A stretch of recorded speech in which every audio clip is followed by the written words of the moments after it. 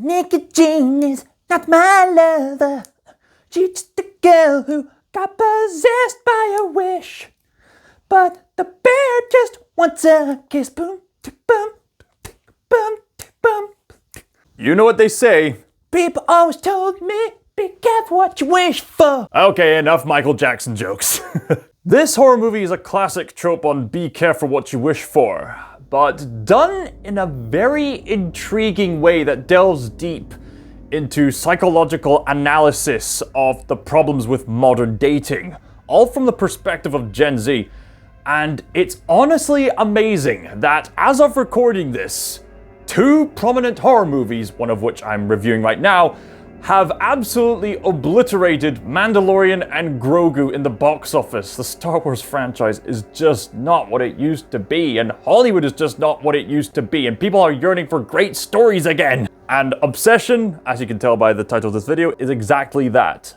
A great story. This is honestly one of the best movies of the year. Up there with Project Hail Mary. It's that brilliant. Amazing. So what's the premise of Obsession? I'll tell you. Our main protagonist is a teenager by the name of Bear. Sadly, this is not the origin story of Bear Grylls, and thankfully so in hindsight. Hi, I'm Bear Grylls. We're gonna watch Obsession, and we're gonna teach you how not to do modern dating. How to survive modern dating with Bear Grylls beating the snot out of Bear. So the teenager named Bear, who is not Bear Grylls, is infatuated with this co-worker by the name of Nikki. They have two other friends in their social group, Ian and Sarah, and Ian is trying to help Bear on how to get hooked up with Nikki. Bear is alone and in desperate need of company, especially after his own cat died in his recently deceased grandmother's house. But right from the get-go, you can tell that Bear has an unhealthy fixation on having Nikki for his own comfort. This is actually indicated early on when he's driving Nikki home, that Nikki expresses wanting to be a writer to not make romance stories, but love stories, and then Bear responds, "Isn't romance and love story the same thing?" Nikki declines.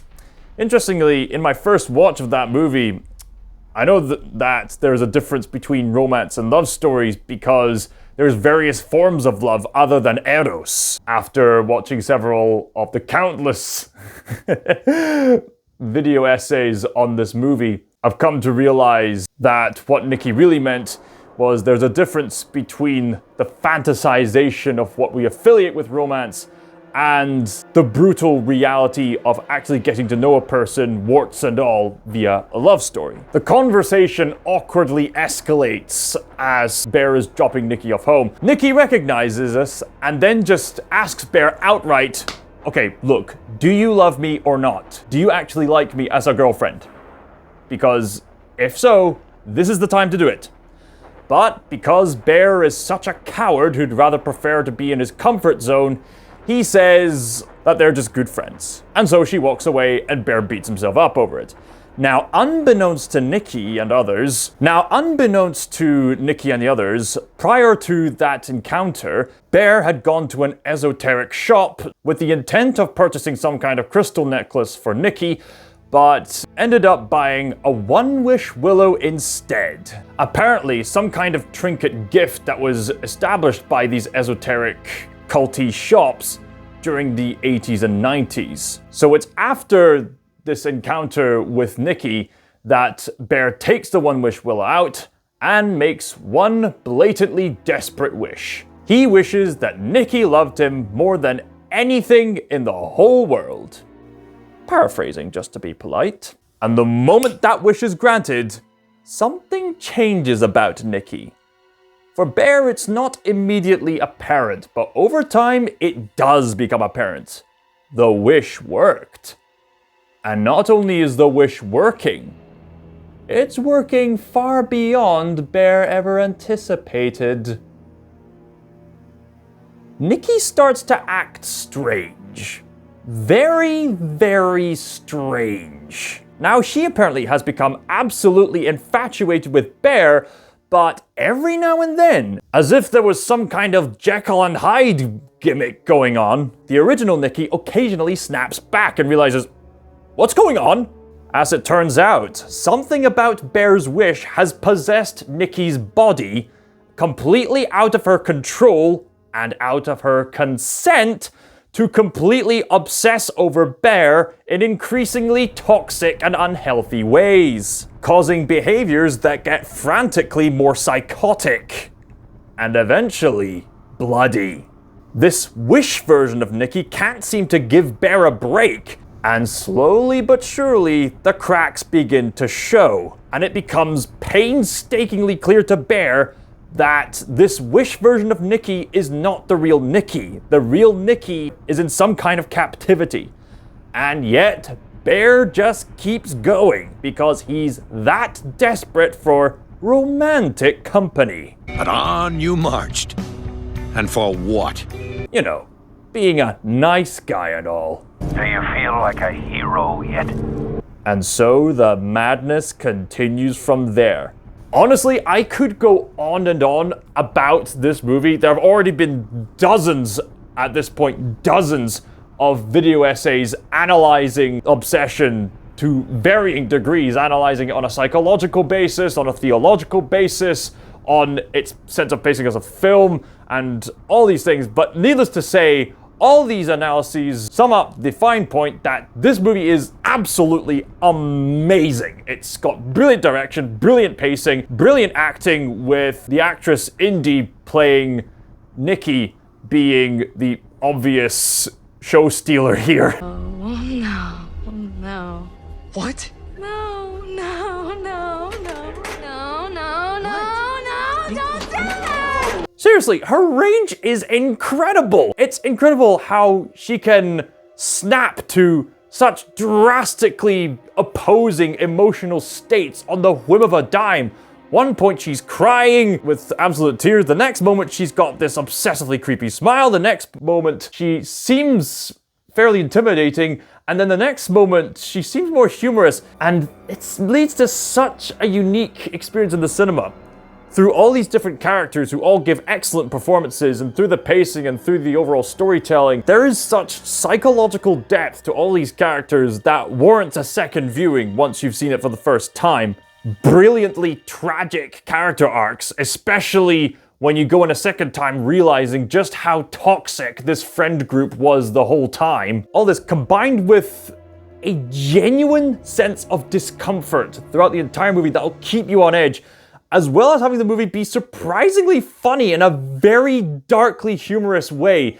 You will be wincing, laughing, and leaning back on your seat all at once throughout this experience. It's incredible. There are very few jump scares in this movie, and yet all of them are done extremely well. And whenever there's no jump scares, there are moments of sheer intensity where they use clever techniques like lighting and makeup and all kinds of symbolic images and whatnot to really keep you on the edge of your seat and reward you for further paying attention to what's really going on. I think the best part about this movie is the way that this cautionary tale is handled. Yeah, this is a cautionary tale that we've all heard before. Be careful what you wish for, but this is a brand new take on that moral lesson. And it's specifically aimed at modern dating today.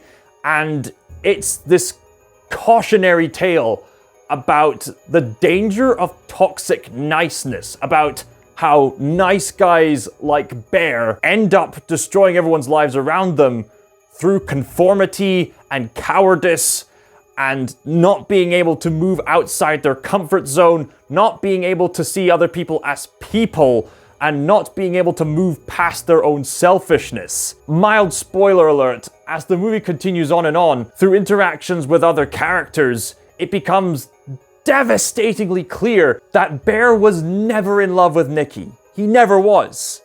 He was in love with the idea of being with Nikki rather than loving Nikki as a person. No matter how much you sugarcoat it, no matter how many nice layers you can put on for society, infatuation is toxic and inherently selfish. It's pretty telling on the modern world, isn't it? People go out for casual sex hookups and whatnot just to fulfill their own needs rather than form a meaningful relationship with their partner. Many people are scared of authentic relationships because that requires vulnerability.